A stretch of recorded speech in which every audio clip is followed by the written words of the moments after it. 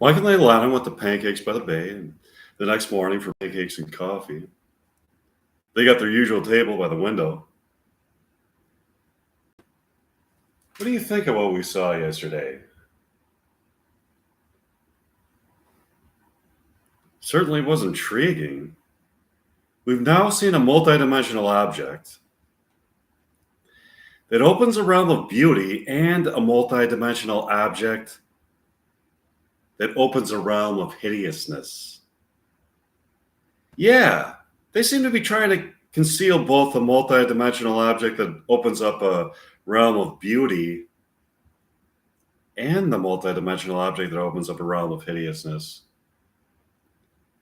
Let's just order breakfast and talk about something else for now. That would be nice. Penelope, their waitress, it's actually their favorite waitress, takes their order. How can I help you? I'll have the Bayside griddle cakes with extra butter and some of your strawberry maple syrup, along with a cup of mountain morning coffee. Coming right up. What's it going to be for you, Leilana? I'll have the paradise pancakes and a cup of succulent coffee. I'll have that for you people.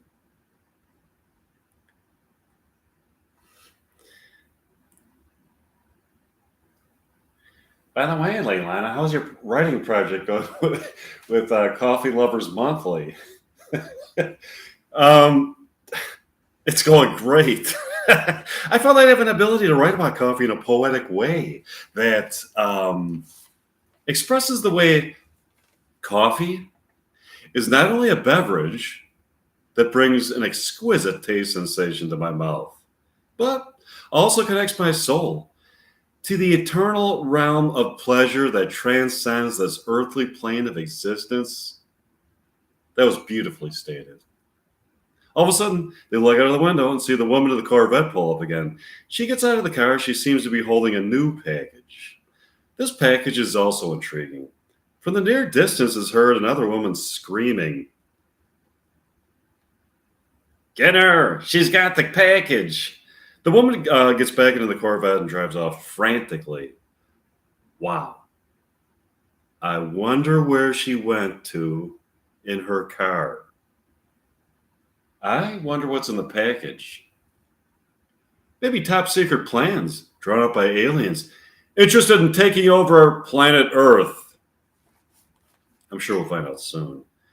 Would you like to go back to my condominium and practice more William Shakespeare dialogue? Sure.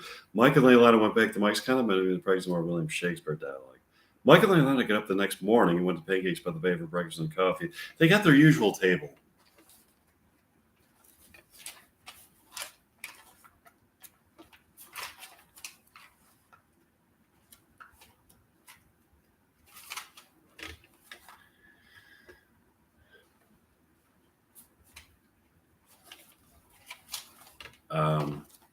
Their usual table.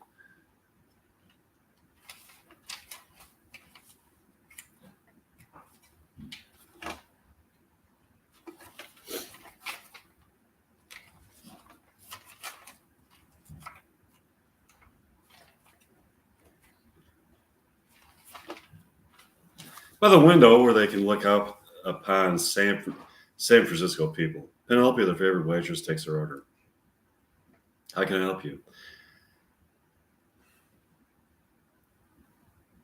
Out of the Bayside griddle cakes with strawberry syrup and butter, along with some hash browns and a cup of mountain morning coffee.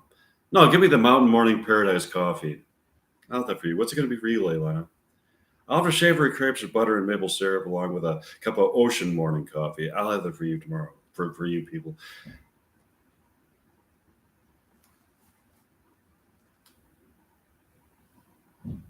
That package is so intriguing, isn't it? Yes, it sure is. Hey, look, Leilana. It's Ethan Hawke, the guy who portrays Ethan Hawke in the state adaptation of Reality Bites, and the girl who portrays you, the Leilana Pierce character in the play. They approach them.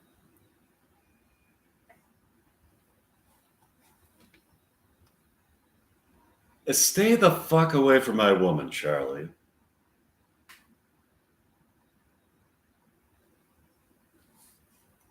She's my woman now, Ethan.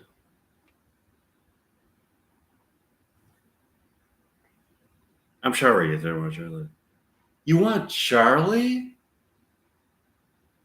Charlie's the guy who portrays me in the state adaptation of Reality Bites, and I'm the real Ethan Hawke. I brought the character Troy Dyer into archetypal existence in Reality Bites.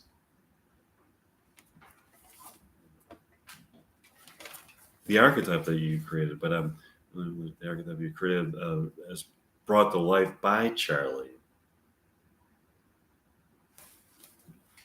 Sorry, Ethan, I get Sheila. You have to find yourself another woman. Or maybe a prostitute if you get desperate. No, sorry, Charlie. I'm going to kick the shit out of you. Yeah, watch me. A bloody fight ensues. A fight ensues. It gets bloody. Mike and Leilani look at each other. I can't watch this. Can you, Leilani? No, let's go back to your condominium, the practice of more William Shakespeare dialogue. Sure. Mike and Leilani went back to Mike's condominium, the practice of more William Shakespeare dialogue. Mike and Leilani sit in Mike's condominium overlooking the Golden Gate Bridge and beautiful Pacific Ocean, glimmering in the moonlight, glimmering in the light of the moon, and start talking. Isn't it amazing that Ethan Hawke is in a fight with a guy who portrays him in the state adaptation of Reality Bites? I think it shows not only the power of love, but the power of theater. Ethan Hawke brought Troy Dyer into existence in the archetypal realm where Reality Bites exists. And his portrayal was so convincing that he fully embodied the character to the extent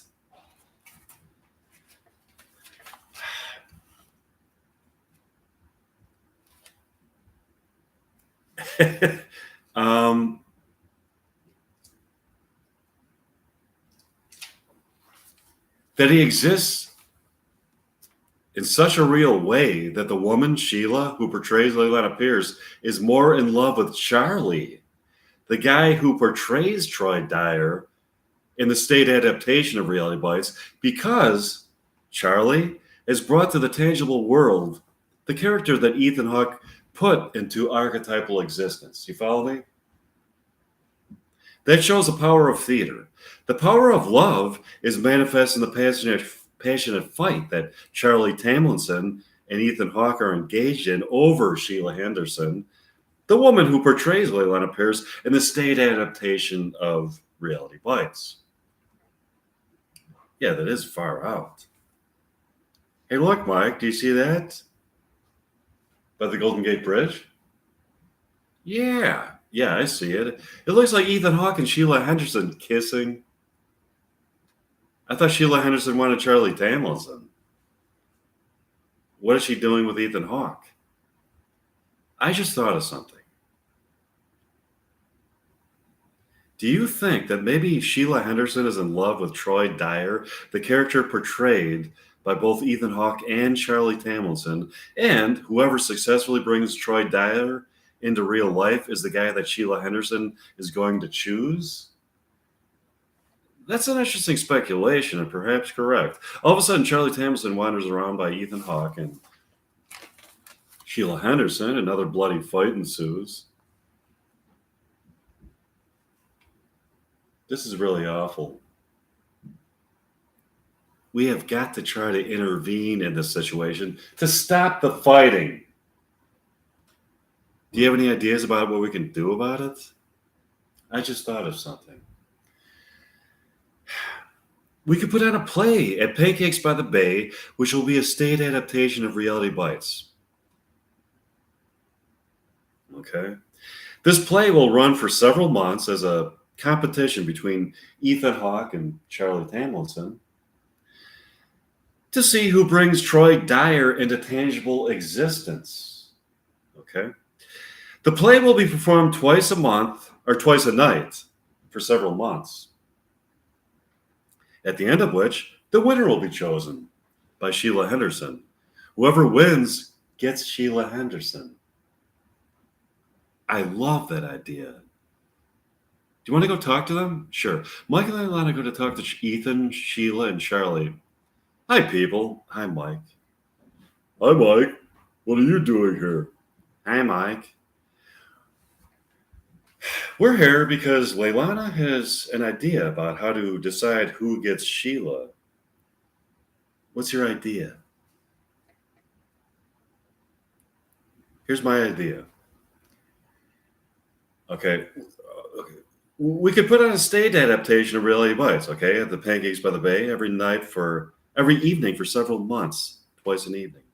The character Troy Dyer would be portrayed by Ethan in one performance and Charlie in the other performance. At the end of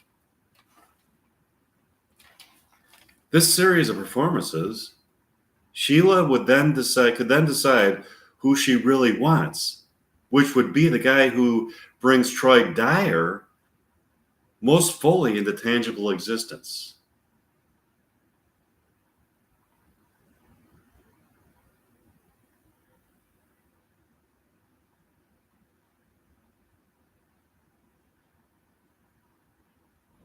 That would be perfect. I agree. Let's go for it. Okay, we'll get this thing started. Would you like to go back to my condominium for some more William Shakespeare dialogue, Sheila? Leilana? Sure. Okay, Mike and Leilana went back to Mike's condominium for some more William Shakespeare dialogue. Mike and Leilana thoroughly enjoyed performing their William Shakespeare dialogue.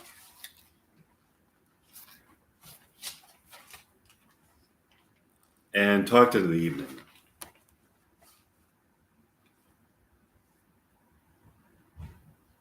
You are an amazing Shakespearean actress, Winona, Leilana. The fluency of your delivery and the way you identify with the dialogue are captivating. You embody the characters that you portray so fully that you take them to a level of transcendence whereupon art and life intermingle.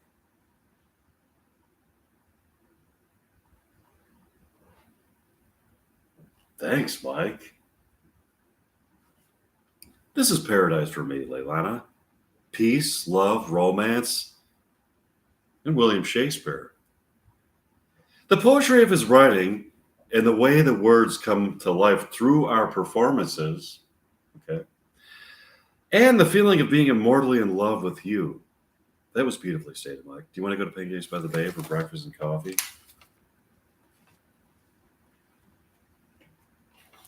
Breakfast tomorrow? Sure. Michael and Leilana went to Pancakes by the Bay the next day and got their usual booth by the window. Penelope, the voracious, takes her order. What's it going to be for you this morning?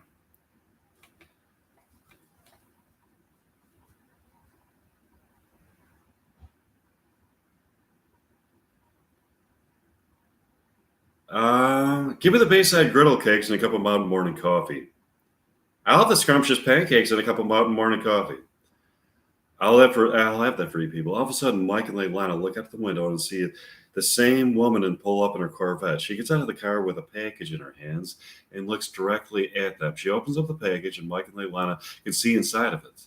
In it, there seems to be an object of a color they have never seen and a shape they have never seen. This object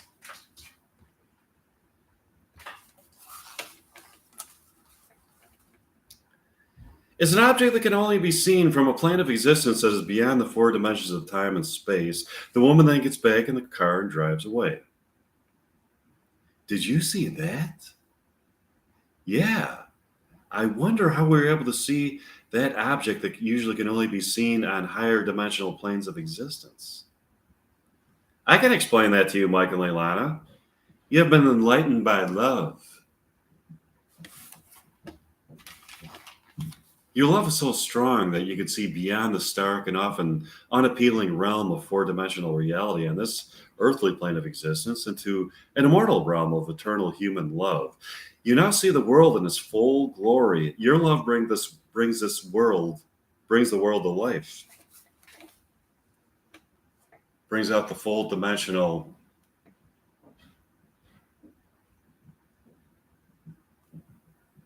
phenomenon of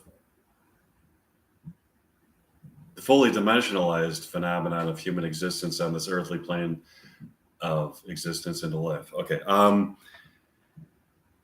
That's great. I agree. Do you want to go back to my comment about William Shakespeare dialogue and other people? Yeah, sure. Michael and Atlanta went back to Mike's comment and practice more dialogue. Michael and Atlanta thoroughly enjoyed.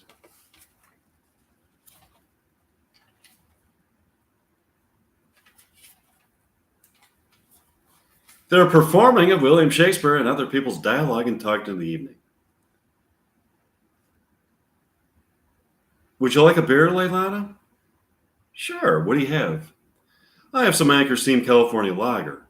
Awesome. Mike goes to the refrigerator to get them the beer. What do you think about when you're here all alone? That's a good question. What do I think about when I'm here all alone? Well, I look out at the Golden Gate Bridge and see lovers hand in hand, and then look up at the sky. I have a telescope that brings into focus distant planets, but you can only see them as light images. That's only a view of planets in our galaxy. I then think about planets in other galaxies and the possibility of intelligent life on other planets. We haven't found intelligent life in our galaxy so far. There may have been intelligent life in our galaxy and other planets eons ago. I then wonder that if there was intelligent life on other planets, what kind of society they had or have. I wonder if it is possible that there is ever, or if there is or ever was, a kind of utopian society anywhere in the universe where life was or is a blissful dance of unmitigated pleasure and romance. If so, I wonder if these pleasures are so acute that they transcend any earthly pleasure that we can experience, placing souls forever suspended in a state of heightened sensory engagement. It would be similar to that feeling you get when you first fall deeply in love with another person and your world is suddenly raised to a higher plateau. That feeling would be intensified there, would be something that you would feel eternally with your lover.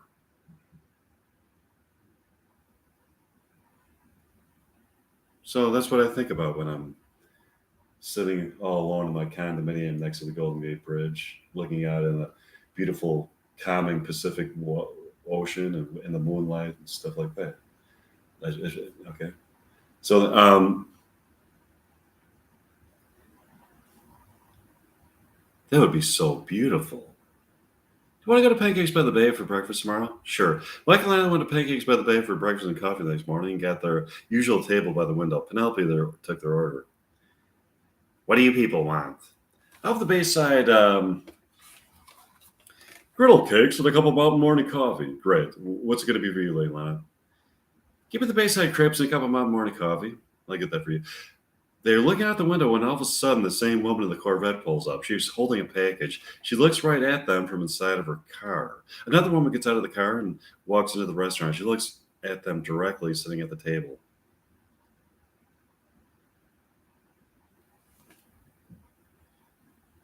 Can you guess what's in this package? She then saunters out of the restaurant, keeping her head in the same position, staring at them the whole way with kind of a sinister look on her face to the car. She screams and then laughs at a high volume, and the car races away. That was weird. Yeah. Would you look at many of the practice more dialogue? Sure. Michael and Leilana went back to Mike's condominium and brings some more dialogue. Here's a nicer room. Michael and Leilana got up the next morning, went to Pancakes by the Bay for breakfast and coffee. They got their usual table by the window. Penelope, their favorite waitress, took their order.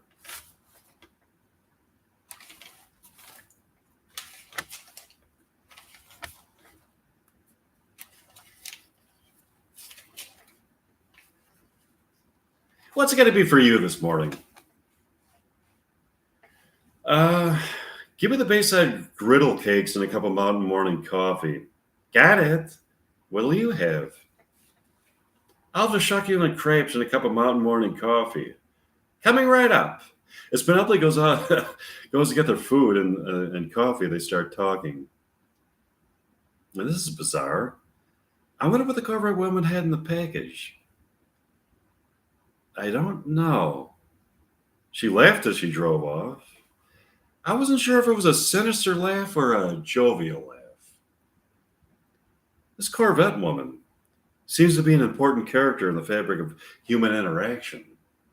The packages that she passes on to other people are not only very often revealed, are not very often revealed as to what they contain, but when they are, seem to demonstrate that their contents are extremely important. I agree. All of a sudden, Penelope, the waitress, comes up to them. Hi, Penelope, what's up? Hi, Mike. Hi, Leilana. Can I let you people in on something? Sure. What is it, Penelope? I enjoy being a waitress here and talking to fine people like you, but I've got some higher ambitions in life. What are they? My goal here has always been to be a filmmaker. I've been waiting to be inspired, and I finally have a great idea for a movie. As a matter of fact, the movie has already been shot, and I just need a movie company to fund it. Now, if it's a good film, I'm sure if it's good, I'm sure you'll have no problem with that. What's it about? I've been observing people in and around Pancakes by the Bay, in the restaurant and outside. I've been writing dialogue that embellishes conversations I've heard and have pieced together a story of events that have taken place. I've gone home after work and written a script based on events I have seen and dialogue I have heard.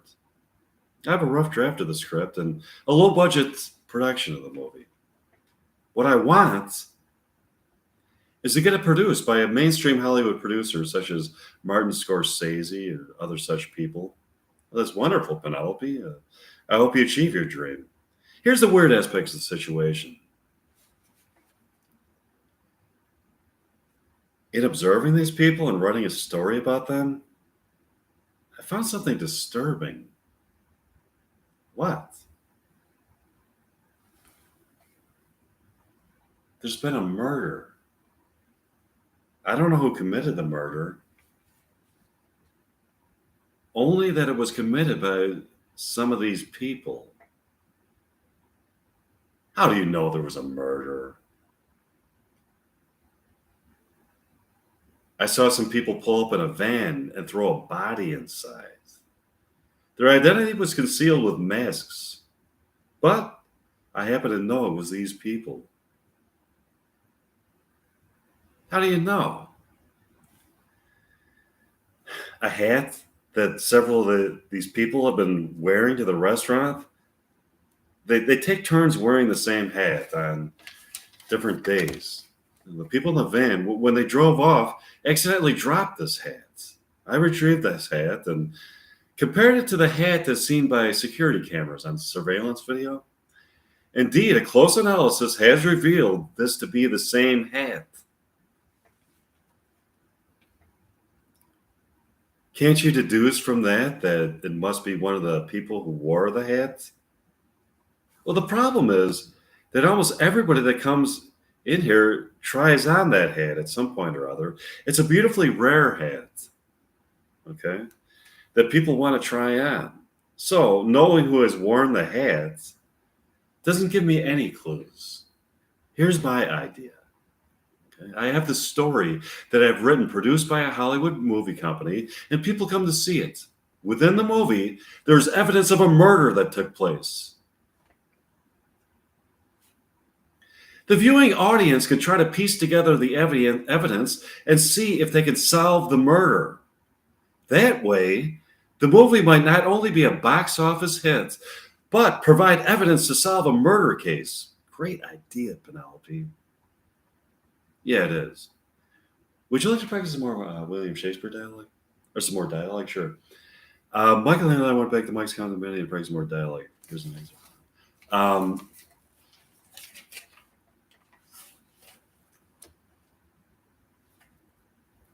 see. Um, Michael and I went to Pancakes by the Bay the next morning for breakfast and coffee. Penelope took their order. What's going to be for you this morning? Give me the mountain morning coffee and Bayside griddle cakes. And for you? Give me the mountain morning coffee and Bayside crepes. Sure, I'll have that for you. Have you thought about the murder yet? Yeah. I was trying to understand the motive for it. Also, there's not enough physical evidence to directly connect the murder to any person.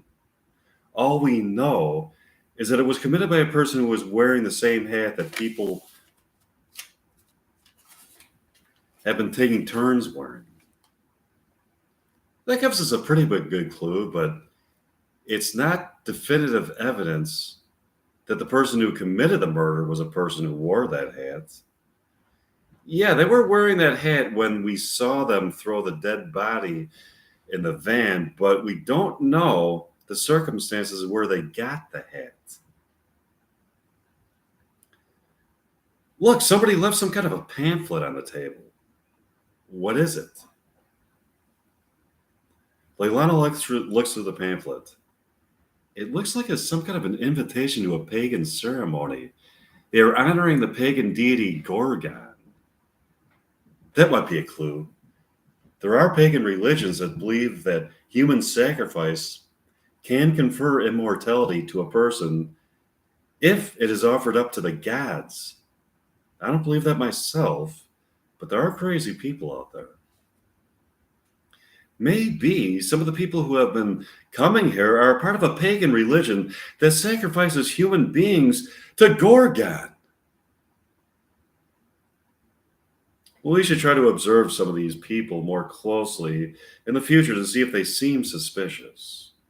Yeah, do you want to go back to my condominium to practice some more dialogue? Sure. Michael and Alana went back to Mike's condominium to practice more dialogue. Michael and Alana thoroughly enjoyed their dialogue performances and talked in the evening. What a beautiful night it is, isn't it, Leilana? It's a night that invites lovers into the warm embrace of the ocean breeze that massages the body and the soul of transcendent people. That's what I was thinking. A warm late June evening by the San Francisco Bay with my goddess of love. That's not merely being alive. That's living.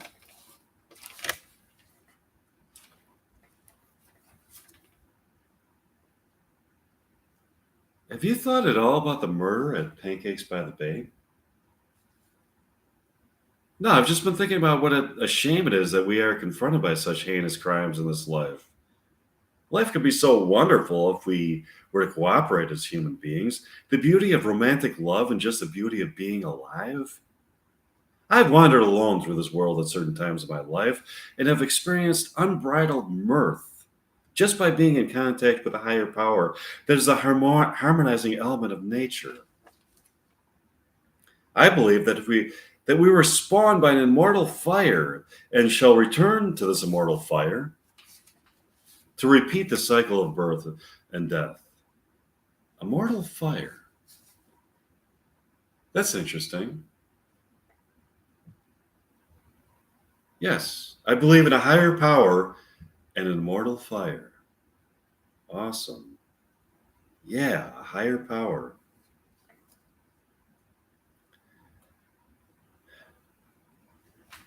I've been thinking about the murder.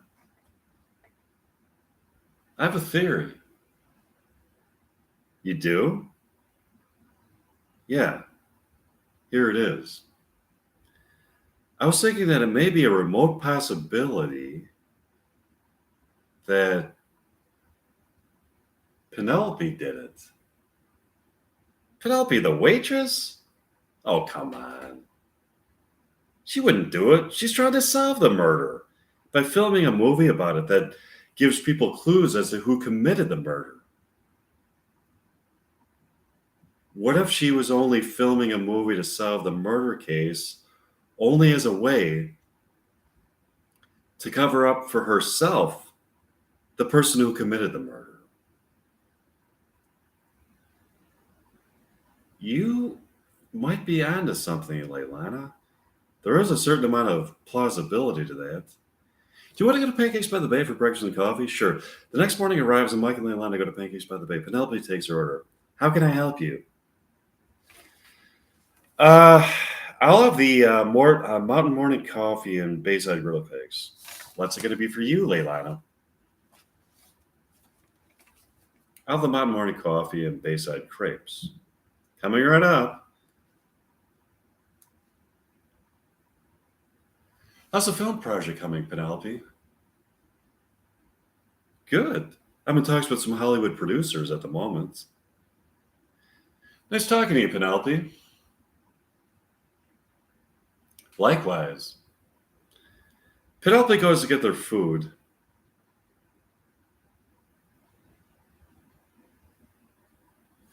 Does Penelope seem suspicious of you as a murder suspect? Not really. But it came to mind that if she was the murderer, filming a movie about the murder in order to give people clues about it would be a good way to cover up herself up. I agree, but that doesn't necessarily give us much evidence that she is the murderer. I agree, but I think it is a remote possibility. Let's see if we can analyze her behavior. Yeah, we could see if she would have any motives for murder. Penelope comes back with her breakfast. Here's your grub and coffee. Thanks, Penelope. She doesn't seem violently angry to me. No, she doesn't. Do you want to go back to your condominium and practice more dialogue? Sure, Mike and Leilani went back to Mike's condominium to practice more dialogue. Mike and Leilani went back to my Pancakes by the Bay for breakfast and coffee the next morning. Penelope, their favorite waitress, took their order. What's it going to be for you this morning, Mike and Leilana? Give me the Bayside Girdle Cakes and a cup of Mountain Morning Coffee. Splendid. What's it going to be for you, Leilana? Give me the Bayside Crepes and a cup of Mountain Morning Coffee. I'll have that for you people. Penelope went to get their food and as they talked.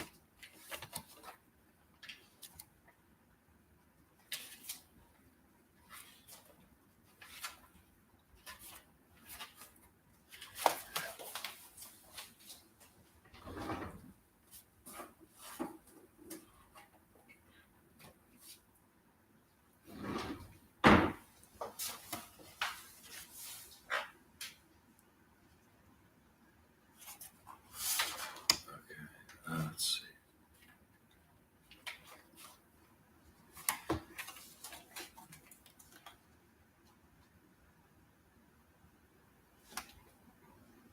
Do you see anything in Penelope's behavior that would arouse suspicion?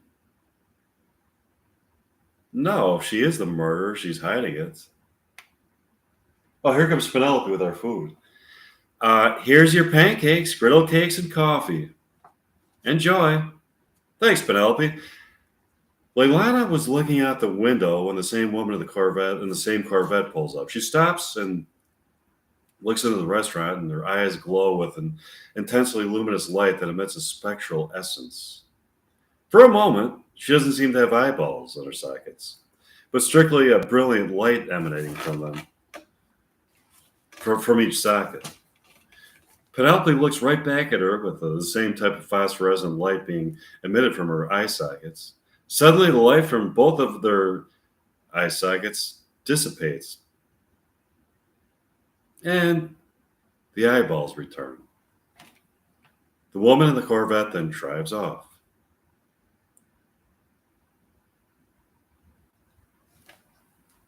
What was that, Penelope? What was what?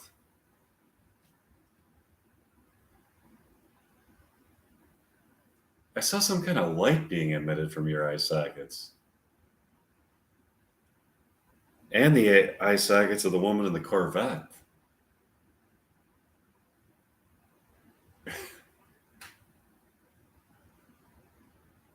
My eye sockets?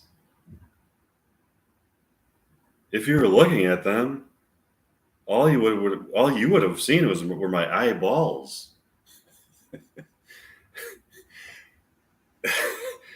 No, Penelope, we saw light emanating from them. That's bullshit. Would you like some more coffee? Yes, please.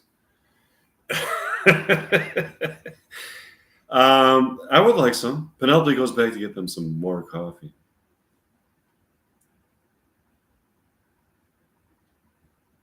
Do you want to go back to my condominium? Sure. Michael and Lana went back to Mike's condominium to talk. So,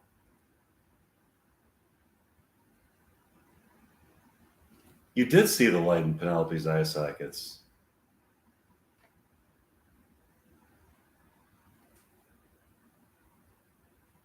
I sure did. For a moment there were no eyeballs in her eye sockets, just light emanating from them. I saw the same type of light emanating from the eye sockets of the woman in the Corvette. Wonder what that could be. So do I. Also, why did she deny that there was only light emanating from her eye sockets and no eyeballs? I don't know. I wonder why the light from her eye sockets seemed to be the same light in the as the light from the Corvette woman's eye sockets. Interesting eye sockets, indeed. Would you like to practice some more William Shakespeare dialogue? Sure. Michael and Lana practice more William Shakespeare dialogue. Here's an excerpt.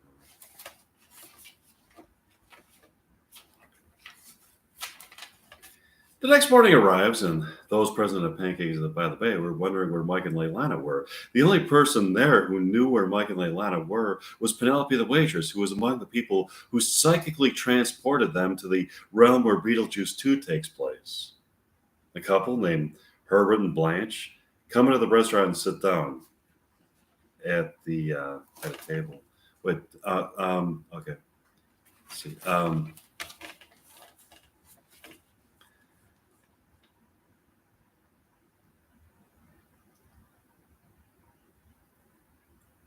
Where's Mike and Leilana? They're always here on Tuesday mornings. Herbert. Yes, what is it, Blanche? I have a theory, Herbert. A theory? About what, Blanche? A theory about the murder. Is Penelope around? No, she won't hear us, Blanche. My theory is that Penelope committed the murder. Come on, Penelope the waitress. She's trying to solve the murders. I happen to know that she has psychic powers and believe that perhaps she teleported Mike and Leilana to the realm where Beetlejuice 2 takes place. That's ridiculous. Why would she do that, Blanche? Because they suspect that she is the murderer. That seems very unlikely to me. Meanwhile, Mike and Leilana were wandering on the realm where Beetlejuice 2 takes place. How did we end up here, Leilana? In the realm where Beetlejuice 2 takes place. I don't know. But we need to find a way back. This is astonishing. I just saw something astounding happen. What? For a moment, some kind of image presented itself to me through what appeared to be a transom connecting the realms where Beetlejuice 2 and Reality Bites 2 take place. That is astounding.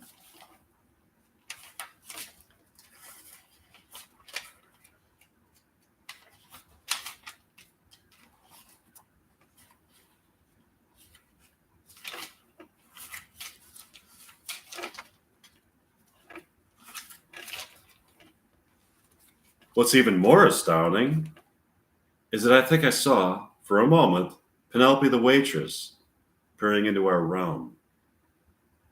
How and why would she be looking into our realm? I have a theory on that.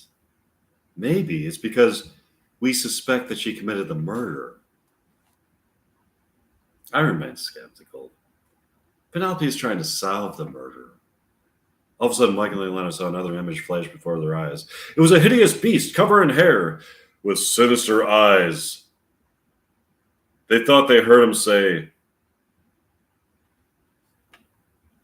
"We're coming to get you." All of a sudden, Michael and Ilana were instantly teleported from the realm where Beetlejuice 2 takes place to the realm where Reality Bites 2 takes place, and found themselves in Mike's condominium sitting on the couch looking out at the Golden Gate Bridge, standing proudly above the moonlit waters of the bay. How do we get back here? We'll find out.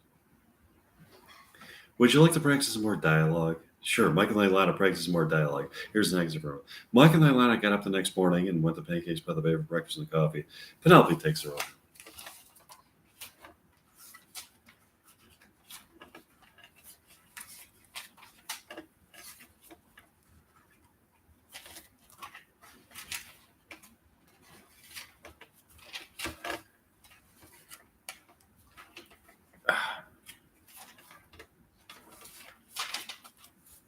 What'll it be for you this morning? Hi, Penelope. You're looking somewhat mirthful this morning. I'm quite happy this morning. Can you guess why? Let me see. You're not giving much indication, any indication of why you would be so extremely happy this morning. As a matter of fact, I've never seen anybody look as happy as you look this morning. What could possibly account for such profound happiness? I'm unclear about this myself, Penelope. You look so fucking happy. I mean, so fucking happy. I've never in my life seen another human being look so happy. I've seen many occasions in my life, such as weddings and garage sales, where people looked like they were extremely happy, but not as happy as you look. When I look into your eyes, I can see some kind of light of meaning and significance, as if all the deep existential questions that you've been pondering for a lifetime have been answered by some higher power. It has brought you into fields of uncompromising beauty, adorned with colors you have never seen, emotions you have never felt, tastes you have never tasted, and exquisite noises you have never heard, where you have found a heightened plateau to live upon. Wait a minute. Did you say that people at garage sales look happy? Yes. I think that people at garage sales, both customers and proprietors, look extremely happy.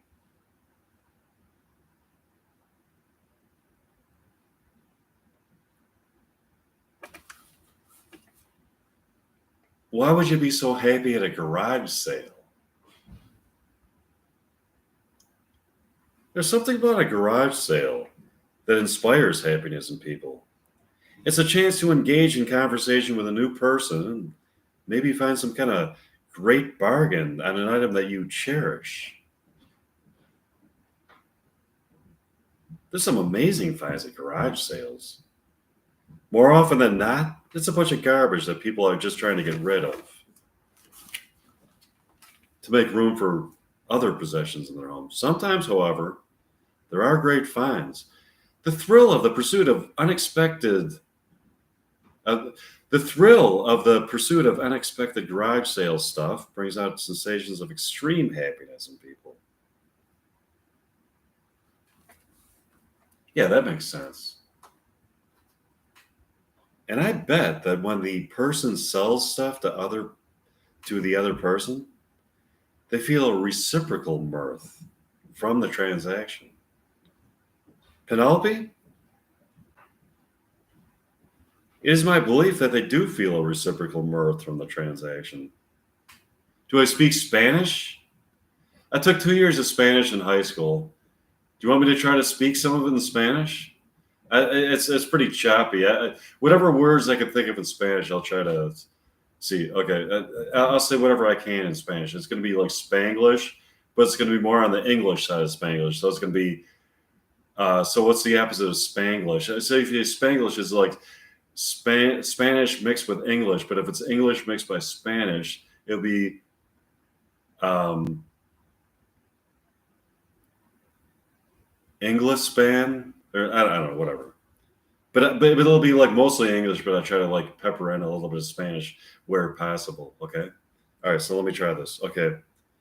I don't know that many Spanish words. I know a few from my 2 years of Spanish in high school, but let's see if I can get any of this. Wait a minute. Um, so if I say no, getting back to my question, um, no, I don't know what that would be in Spanish. Why are you so? Why is K right? QUE. K, are you? Why are you so happy? I don't know if I should even attempt to try to speak Spanish because it's only 2 years of like, and I didn't even have the greatest Spanish teacher in high school. But well, I don't know. I've been hired by Hollywood as a screenwriter. Really, that's great. Yeah, they love the documentary that I filmed about solving the murder mystery that took place here outside of Pancakes by the Bay. That's awesome. Comprende? What's it going to be for you this morning? Give me the Bayside pancakes and mountain morning coffee. And for you, Leilana, give me the Bayside crepes and a cup of mountain morning coffee. Coming right up. Look out the window, Leilana. They both look out the window and see the same van that they saw, the dead body. You don't know English, but you try. Okay, so I'm just trying to think of like how many different, I mean, I learned a little bit of Spanish, conjugating verbs and like a few English, I mean, a few Spanish words, but if I can, it's going to be pretty, it's not going to be the best Spanish you ever heard, but, where possible, I might try to pepper it in with some Spanish. All right. That they saw the dead body being thrown into. They were dressed in black. So they were dressed in negro, would be black in Spanish, right? Okay. Did you understand that sentence? Okay. They stared at them ominously and drove off. Do you want to go back to my condominium? Sure. They finished breakfast and went back to Mike's condominium. They sat on the couch at his living room to talk. You saw the van too? How could I miss it? It was there for what seemed like a split second, then drove off. Nobody else seemed to see it. It did look like the same van that the dead body was thrown into.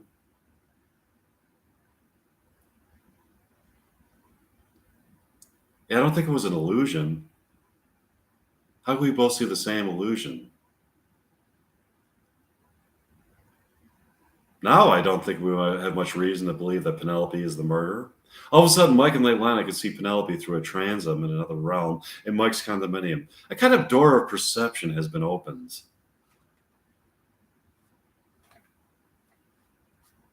I've heard what you said about me. I'm not the murderer. Mine is a white magic. So white is Blanco, a Blanco magic. I practice the art of Wicca for the good of humanity. The transom then closed. Wow, that's something. Let's practice some more dialect. Sure. Let's see what else we got. Luckily, I got up the next morning and went to Pancakes by the Bay for breakfast and coffee, or churros y chocolate.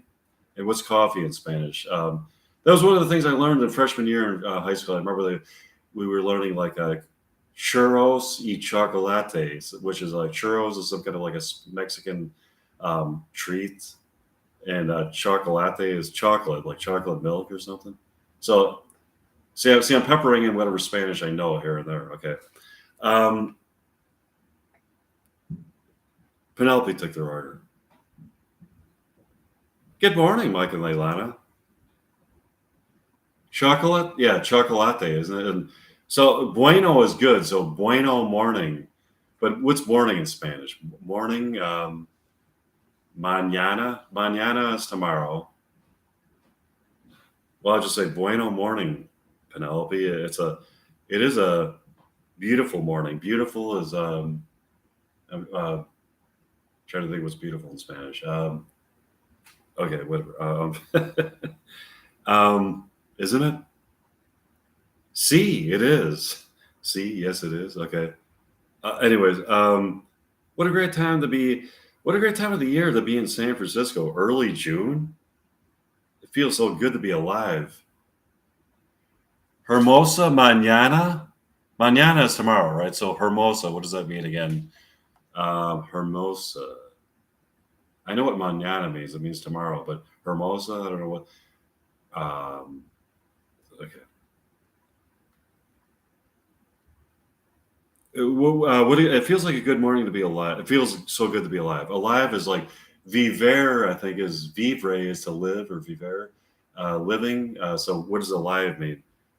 Whatever the verb form, or whatever the form of in Spanish of vivere, whatever. Good to be alive.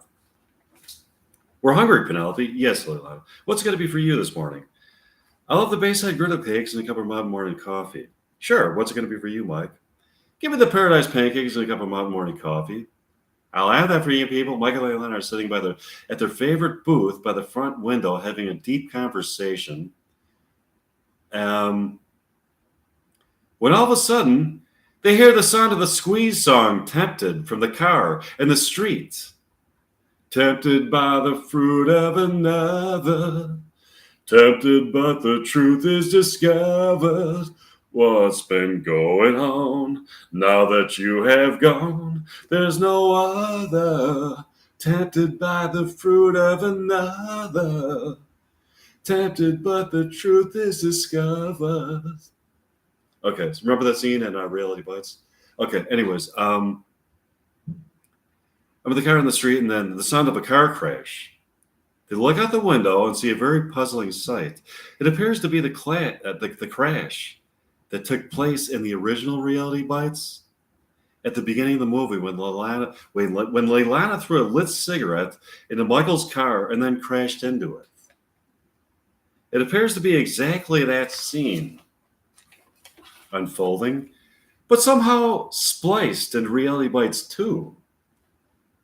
So it's as if that scene, the scene where Leilana gets into a car crash with Michael Grates. Michael Grates and his Do I Compose Songs? Yes, there's a lot of my composed songs on YouTube. You should look them up. So Michael Grates and Leilana Pierce get into a car crash. It's that scene. And Michael Grates is in his car. He's listening to some rap music. And Leilana Pierce and Vicky are listening to the Squeeze song, Tempted. And they get in the car crash. And so then, after that scene, then Leilana has to go to like Michael's office to try to sort through the crash and try to figure out, how they're going to settle the deal. But then they end up hitting it off together.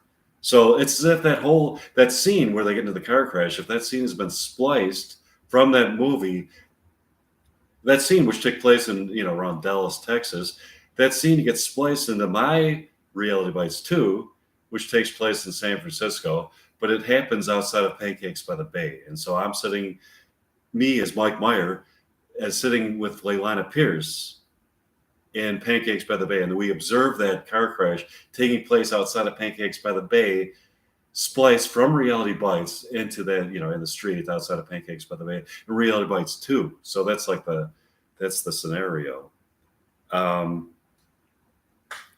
Unfolded, but somehow spliced into Reality Bites 2 in the street in front of Pancakes by the Bay in San Francisco. Same chain of events takes place in the new context. Michael, Leilana, and Vicky get out of their cars and go into Pancakes by the Bay. So it's like, are you from Texas? No, I've never even been to Texas. It seems like a nice state. No, I'm not from Texas. I'm from Chicago. Anyway, so it's like as if that scene where they get into the car crash with Michael Grates. So Ben Stiller, Janine Garofalo, and Winona Ryder who play Leilana, Vicky, and Michael. They all get out of their cars and they go into Pancakes by the Bay instead of going out into the Dallas, Texas area after the crash. And they go into Pancakes by the Bay, and they see me sitting there with Leilana Pierce from Reality Bites 2. We're sitting at a table in Pancakes by the Bay. So I know there's a lot of layers to that, but I just want to explain how that scenario works.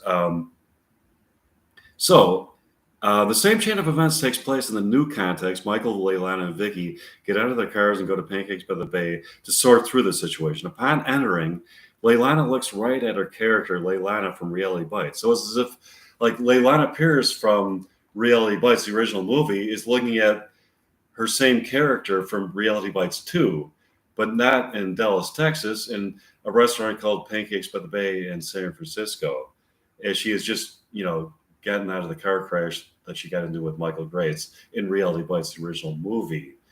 And with a bewildered look on her face, Leilana from Reality Bites looks back at her. Leilana, Vicky, and Michael grab a table. I'm so sorry about these unfortunate circumstances. What's your name?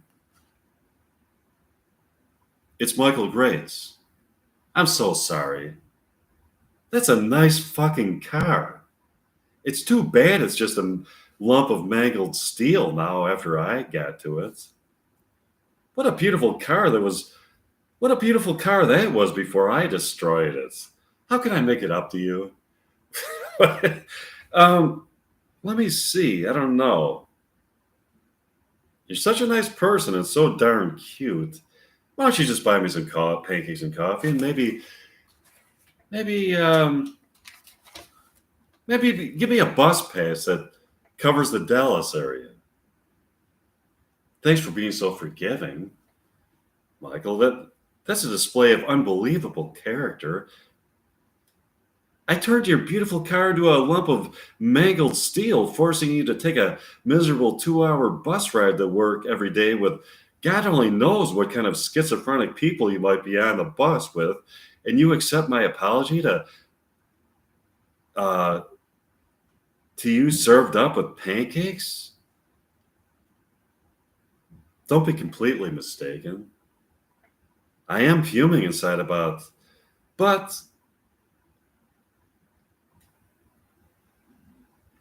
pancakes and your beautiful face somehow improves my mood. Can I also get a date out of this? No. No? You destroyed my car. And you're going to give me a bus pass? And I can't even get a lousy date out of it? No, thanks. All of a sudden, Penelope comes up to the table. Excuse me, I couldn't help but overhear your conversation. I just want to let you know. You are not in Dallas, Texas. You are in San Francisco, California. What? All of a sudden, Leilana from Reality Bites 2 approaches them. It's true, I saw the accident happen. That's a scene from Reality Bites that was somehow spliced into Reality Bites 2. Set here in San Francisco. Leilana from Reality Bites. Okay, are you serious? That's far out. No, I'm not from California. I'm from Chicago. But I would like to visit California. Where are you from?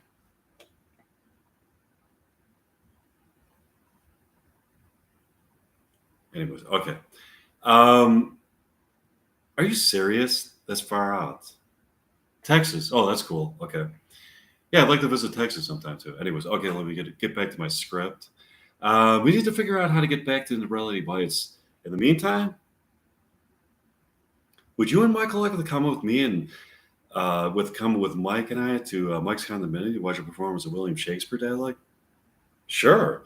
They went back to Mike's condominium to watch Mike and Leilana perform some William Shakespeare Day. Here's an extra. Okay, now I'm just going to go back and get my William Shakespeare book and practice some Romeo and Juliet. So give me about a minute, then I come back with my Romeo and Juliet dialogue.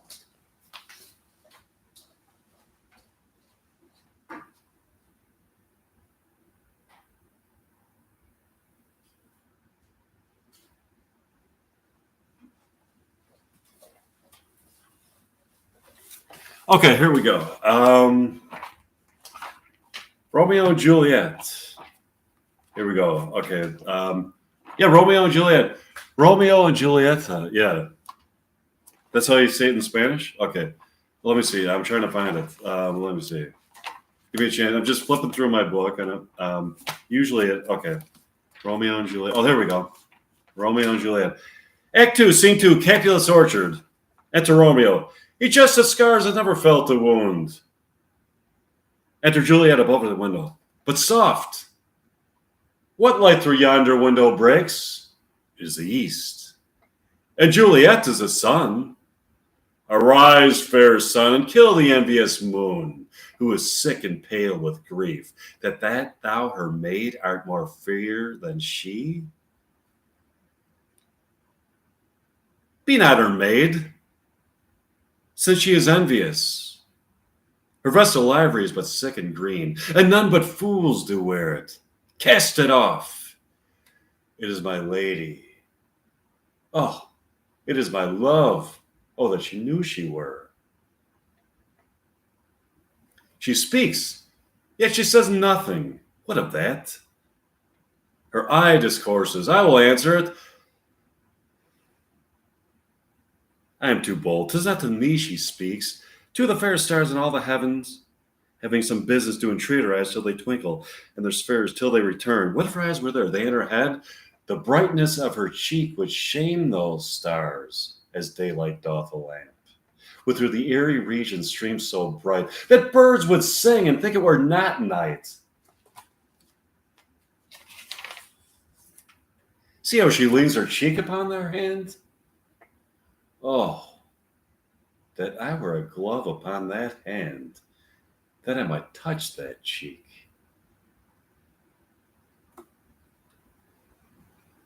I mean, she speaks, so speak again, bright angel.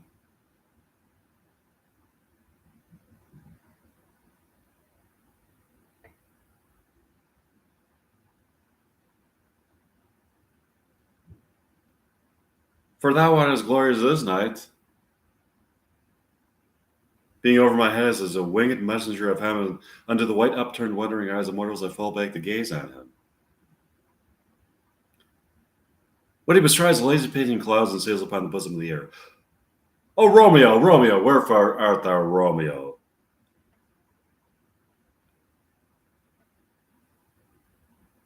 Did I thy father and refuse thy name? Or, if thou wilt not, be but sworn my love, and I'll no longer be a Capulet. Shall I hear more, or shall I speak at this? 'Tis but thy name that is my enemy.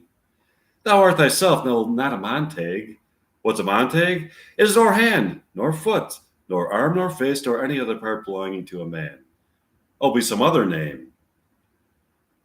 What's in a name? That which we call a rose by any other name would smell as sweet. So Romeo would, were he not Romeo called, retain that dear perfection, which he owes without that title. Romeo, doff thy name. And for thy name, which is no part of thee, I take thee at thy word. Call me but love, and I'll be new baptized. Henceforth I never will be Romeo. What man art thou? Thus bescreened a night, so stumblest on my counsel? By a name I know not how to tell thee who I am. My name, dear saint, is hateful unto myself, because it is an enemy to thee. Had I it written, I would tear the word. My ears have not yet drunk 100 words of thy tongue's uttering, yet I know the sound. Art thou not Romeo and a Montague? Neither fair maids, if either dislike. How canst thou hither? Tell me, and wherefore? The orchard walls are high and hard to climb, and the place death, considering who thou art. If any of my kinsmen find thee here, with love's light wings did I ever perch these walls. For stony limits cannot hold love out, and what love can do that dares love attempt. Therefore, thy kinsmen are no stop to me. If they do see thee, they will murder thee. Alack, there lies more peril in thine eye than 20 of their swords. Look thou but sweet, and I am proof against their enmity. I would not for the world they saw thee here. I have night's cloak to hide me from their eyes. And but thou love me, let them find me here. My life were better ended by their hate than death prorogued wanting of thy love. By whose direction foundst thou out this place? By love that first did prompt me to inquire. He lent me wings, and I lent them counsel. I am no pilot. Yet wert thou as far as that shore They shore which were the farthest sea I should have ventured for such merchandise.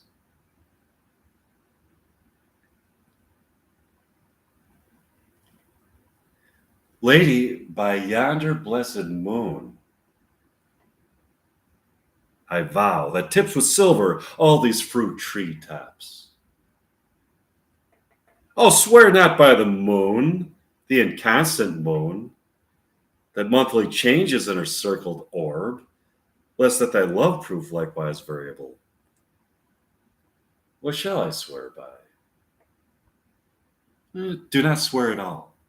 Or if thou wilt, swear by thy gracious self, which is the God of my idolatry, and I'll believe thee.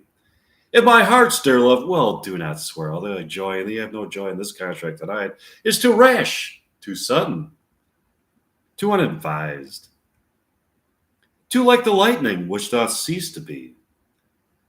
Ere one can say it lightens, sweet good night. This bud of love by summer's ripening breath may prove a beauteous flower when next we meet. Good night, as sweet repose and rest. Oh, wilt thou leave me so unsatisfied? What satisfaction canst thou have tonight? The exchange of thy love's faithful vow for mine. I gave thee mine, and yet I were to give again. Wouldst thou withdraw it? For what purpose, love? But to be frank, to give it thee again. And yet I wish for the thing I have. My bounty is as boundless as the sea. My love is deep. The more I have, the more I give to thee, the more I have. For both are infinite. Good night. I hear some noise within. Dear love, adieu. Anon, good nurse, sweet Montag, be true. Stay by the little. Oh, blessed night. Being a night, this is all but a dream, too flattering sweet to be substantial. 1,000 times good night. 1,000 times the worst to want thy light. Love goes towards love with schoolgirls from their books, but love from love towards school with heavy looks. Okay, I'm going to go right to the end of the play because I just want to go to the finale of Romeo and Juliet. Okay, let me see. Enter Romeo and Balthazar with a torch, a mattock, and a crow of iron. Give me the mattock and the wrenching iron. Oh, take this letter early in the morning. See thou deliver it to my father. Give me the light. Upon thy life I charge thee. Whatever thou hearest or seest, stand all aloof. And do not interrupt me in my course while I descend to this bed of death, is partly to behold my lady's face, but chiefly to take thence from her dead finger a precious ring, a ring that I must use in dear employment. Therefore hence be gone.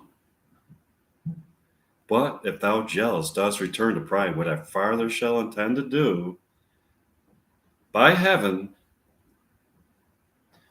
I will tear thee joint by joint, and strew this hungry churchyard with thy limbs. Yeah, it's cold in Chicago. The time and my intents are savage wild. more fierce and more inexorable than empty tigers or the roaring sea.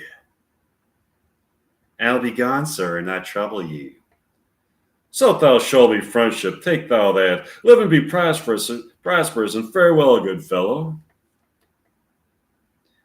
I'll hide thee hereabout. His looks I fear, and his intents I doubt. Thou detestable maw, thou womb of death, gorged with the dearest morsel of the earth, thus I enforce thy rotten jaws to open. And in despite, I'll cram thee with more food. I must indeed.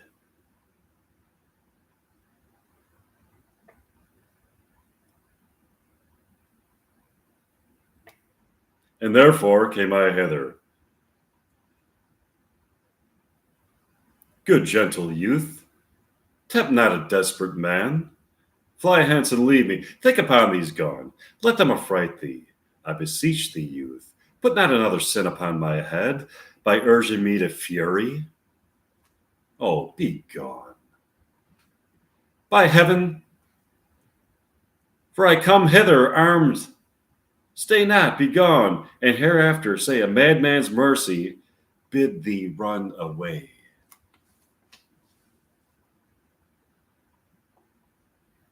In faith, I will. Let me pursue this faith, peruse this face. Mercutio's kinsman, noble county Paris. What said my man? When my betossed soul did not attend him as we rode, I think he told me Paris should have married Juliet. Said he not so, or did I dream it so? Or am I mad, hearing him talk of Juliet, to think it was so? Oh, give me thy hand, one writ with me in sour misfortune's book. I'll bury thee in a triumphant grave. A grave? Oh no, a lantern, slaughtered youth. For here lies Juliet, and her beauty makes this vault a feasting presence full of light.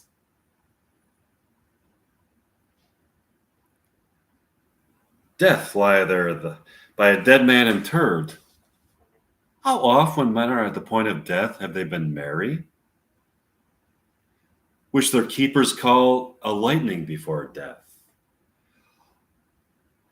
Oh, may I call this a lightning? Oh, my love, my wife.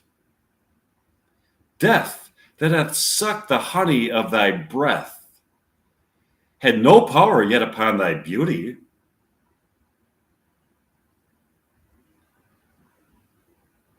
He finds beauty in her even after her death. Now that's true love. Okay. Thou art not conquered. So he's saying that even though she has died, Juliet has actually died. She's not conquered by death. Her spirit lives on, and her beauty lives on. Beauty's ensign yet is crimson in thy lips and in thy cheeks, and death's pale flag is not advanced there. Tybalt, liest thou there in thy bloody sheet? Oh, what favor can I do to thee than with that hand that cut thy youth in twain? To sunder is that was thine enemy. Forgive me, cousin. Ah, dear Juliet, why art thou yet so fair? Shall I believe that unsubstantial death is amorous? And that the lean, abhorred monster keeps thee here in dark to be his paramour?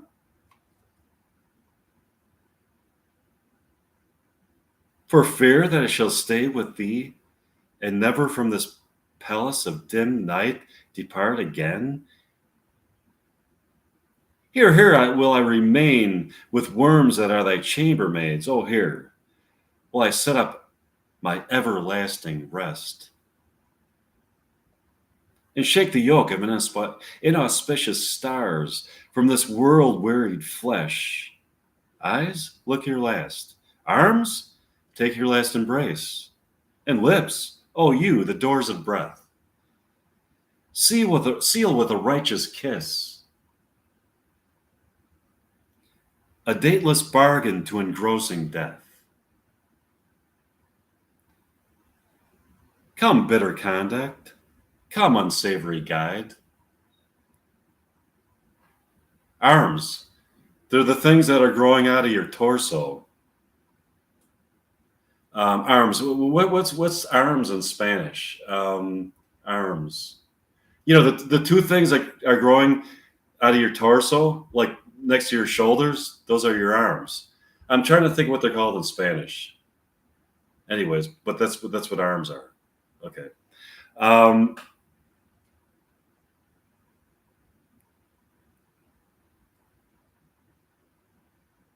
Thou desperate pilot, thou at once run on the dashing rocks, thy seasick, weary bark. Here's to my love. Oh, true apothecary, thy drugs are quick. Thus, with a kiss, I die.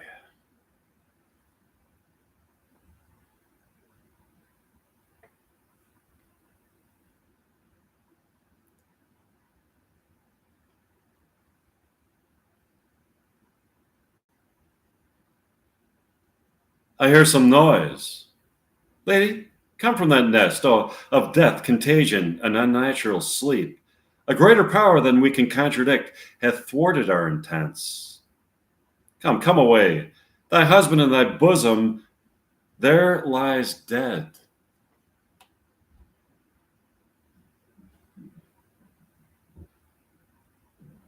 In Paris, too. Come, I'll dispose of thee, among a sisterhood of holy nuns. Stay not the question, for the watch is coming. Come, go, good Juliet. I dare no longer stay.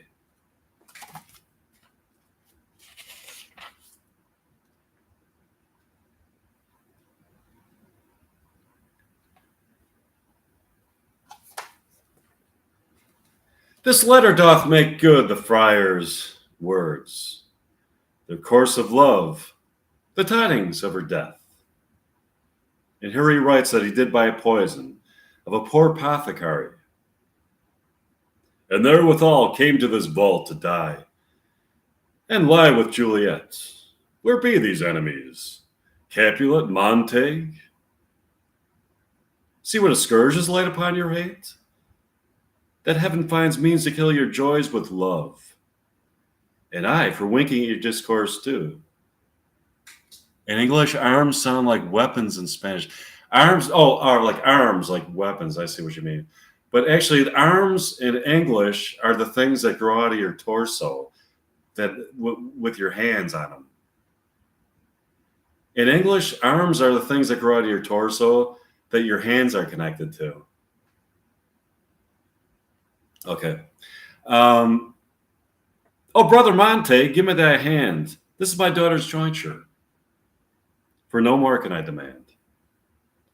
But I can give thee more. For I will raise her statue in pure gold, that whiles Verona by that name is known, there shall no figure at such rate be set of that and true of faithful Juliet.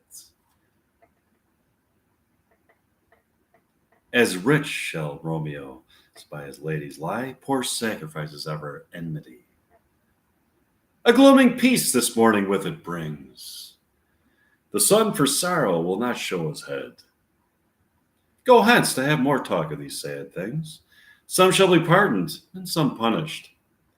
For never was a story of more woe than this of Juliet and her Romeo. Okay, so that was a sample of Romeo and Juliet. Maybe I'll check another play out from Hamlet. Let me see. You got Hamlet, you got Timon of Athens, Cornelius, King Richard, All's Well That Ends Well, As You Like It, The Taming of the Shrew. Let's see, you've got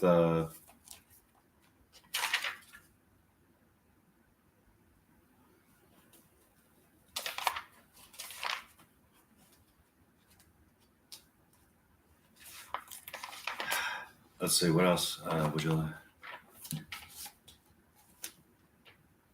Macbeth.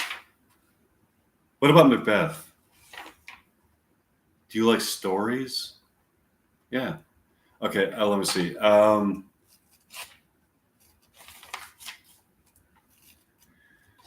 Let's see.